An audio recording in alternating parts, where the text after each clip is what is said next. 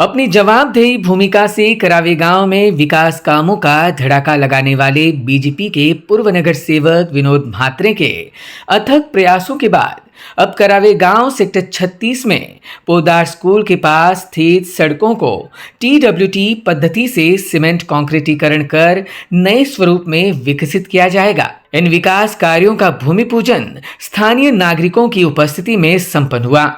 इस अवसर पर सीवुड करावे मंडल अध्यक्ष सुधीर जाधव, अमित मड़वी सहित पदाधिकारी, कार्यकर्ता और बड़ी संख्या में नागरिक उपस्थित रहे। क्षेत्र में लंबे समय से सड़क सुधार की मांग को देखते हुए यह कार्य महत्वपूर्ण माना जा रहा है, जिससे आवागमन सुगम होगा और नागरिकों को राहत भी मिलेगी।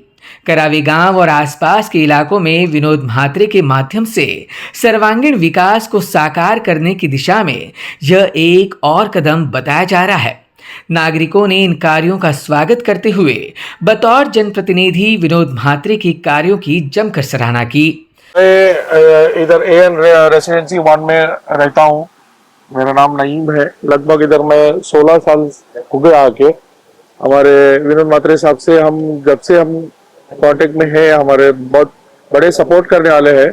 कि जब मैं आया था इधर बिल्कुल एक रोड के इधर कुछ एक पत्थर भी दिखने के लिए इतना कचरा, इतना गंदा था।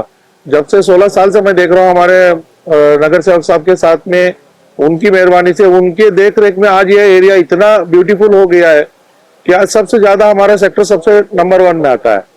और प्लस आज ये WTC से हमारे कारपोरेटर साहब की तरफ से आज इतना बड़ा सपोर्ट हो रहा है, कंक्रीट का रोड हो रहा है और हम उनके लिए दिल से बहुत बहुत शुक्रिया अदा करते हैं। हम साहब का बहुत बहुत धन्यवाद बोलते हैं उनको, हमारे साहब एरिया में इतना ध्यान दे के वो आगे काम करा रहे और आगे भी हम कोशिश भी रखते हैं कि साहब हमारा हर साइड में हमारे सेक्टर को खास करके ध्यान दें। आज के डेट में तो हम इनको ऐसे बोलेंगे कि भाई ये कोई पार्टी का बंदा नहीं है, ये सिर्फ गरीबों को जो मदद करने में, जिसको हेल्प करने के लिए सबसे पहले आते हैं।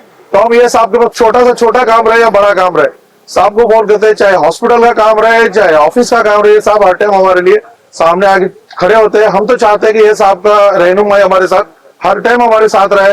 हम तो चाहते हैं ऐसे लीडर लोग हमारे साथ में रहे, आगे हमारा इंडिया बढ़ते रहे। बस हम तो चाहते हैं 100% आएगा साहब। हम तो साहब को देख के देते हैं।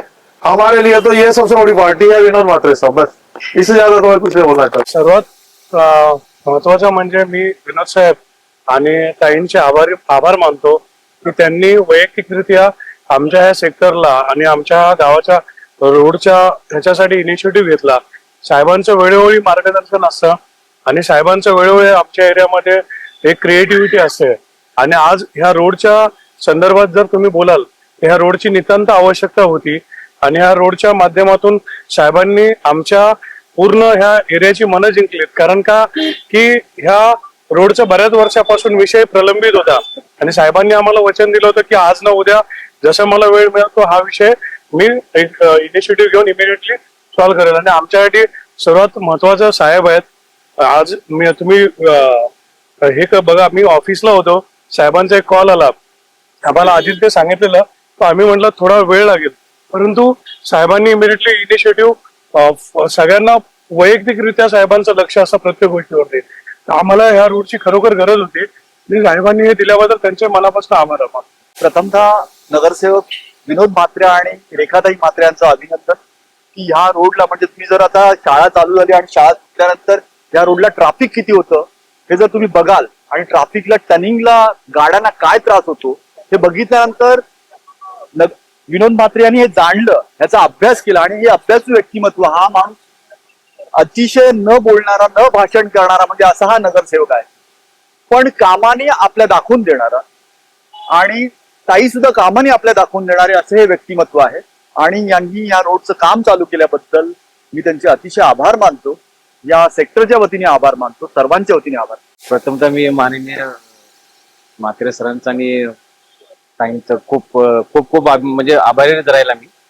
आम्हाला इकडे जो रोडची कंडिशन असते, मुलं सुटल्यानंतर शाळेत येता जाता, म्हणजे नितांत गरज होती आणि दादांचं असं न सांगता करणारी कामं आम्ही दादांकडे जातो। प्रत्येक कामासाठी मी तर दादांकडे जातो, त्याच्यामुळे न सांगता होणारे काम आहे आणि दादांचं खूप म्हणजे खूप लक्ष आहे। असं नाही की सांगितल्यानंतरच कामं होतात, ते त्यांच्या जेव्हा जेव्हा येतात त्यांना काही ना काहीतरी असं आम्हाला शिकवून जातात। मी खूप खूप आभारी राहिला.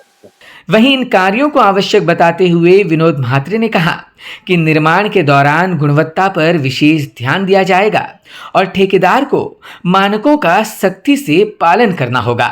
इथं आता हा जो सेक्टर 36चा जो भाग आहे हा आमच्या करावे गावठाण विस्तार योजना म्हणजे 12.5% योजनेमधला हा सेक्टर आहे.